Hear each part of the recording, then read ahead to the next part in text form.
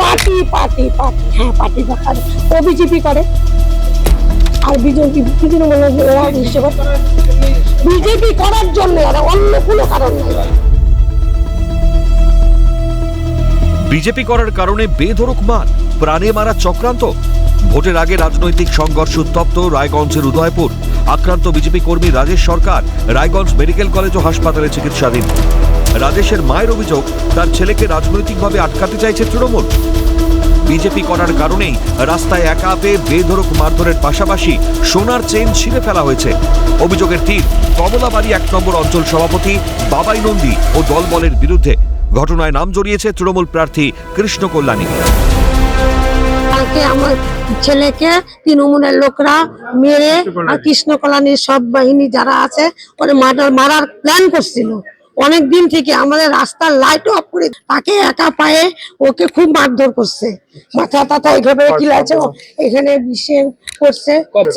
গলার চেন ছিল, গলার চেন তৃণমূলের বিরুদ্ধে বাবাই নন্দীর বিরুদ্ধে। বাবাই নন্দী তো করছে, বাবা নন্দীর বউ ও ছিল।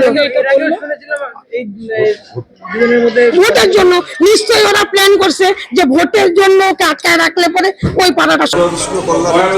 বাবাই নন্দী, ওর বউ শেখর মন্ডল, রাজা দাস, আরো ছেলেগুলো ছিল। ওরা আমার গলার সোনার চেন টেনে হয়ে ছিঁড়ে আমাকে খালি গেছে, মাথায় মায়ের মেরে টেনে। একে অপরের বিরুদ্ধে অভিযোগ ও পাল্টা অভিযোগে সরব বিজেপি ও তৃণমূল।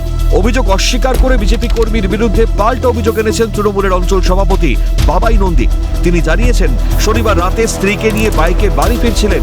সেই সময় ওই বিজেপি কর্মী মদ্যপ অবস্থায় তার পথ আটকায় এবং অশ্লীল ভাষায় গালিগালাজ করে।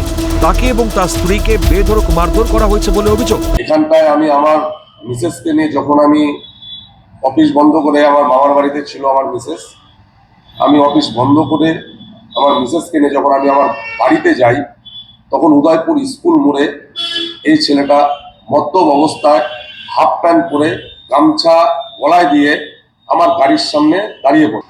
আমার গাড়ির গেটের সামনে এসে আমাকে অশ্লীল ভাষায় গালাগালি করে, এমনকি আমাকে বলে উদয়পুর ছেড়ে দে, না হলে ভোটের আগে তোকে মেরে দেব।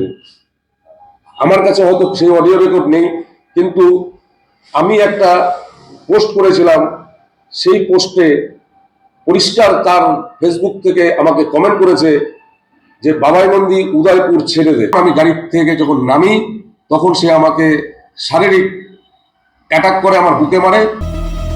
ভোটের আগে ফের সেই চেনা ছবি।